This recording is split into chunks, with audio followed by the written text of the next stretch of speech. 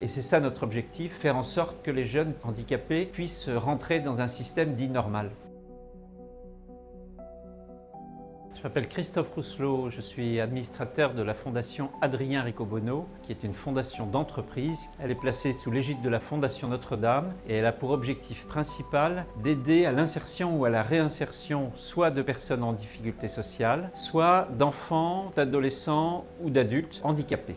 Alors, nous avons souhaité soutenir le collège Mercier-Saint-Paul qui se trouve à la périphérie des Mureaux dans les Yvelines parce qu'il a un dispositif très innovant pour aider les enfants, les jeunes de 11-15 ans à vivre une scolarité normale alors qu'ils sont atteints de troubles mentaux. Alors le collège Saint-Paul a mis en place une solution intéressante qui s'appelle l'autorégulation. L'enfant va vivre à la fois dans sa classe dite ordinaire et à la fois dans une salle à côté où il va pouvoir gérer ses émotions, exprimer son ressenti, évoquer le quotidien scolaire qui pour lui peut être particulièrement difficile à vivre. Si ces élèves ont pu être correctement insérés dans le dispositif scolaire avec cette adaptation, eh bien, ils vont pouvoir rejoindre le lycée en classe ordinaire et c'est ça notre objectif, faire en sorte que les jeunes handicapés puissent rentrer dans un système dit normal.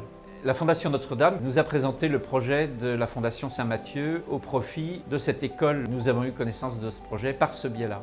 En fait, les bons projets arrivent de multiples façons. Ce qui nous intéresse, c'est de s'inscrire dans la durée, pour pas simplement apporter un soutien et faire un virement une fois, mais travailler sur des indicateurs d'impact qui vont nous permettre d'avoir une lecture objective de la qualité de notre soutien. Est-ce qu'on a été efficace ou pas finalement, parce qu'on peut toujours se faire une chanson. Et d'autre part, eh bien, garantir la pérennité d'une ressource pour l'association ou l'école en l'occurrence, ce qui peut être très appréciable quand on a un budget à boucler.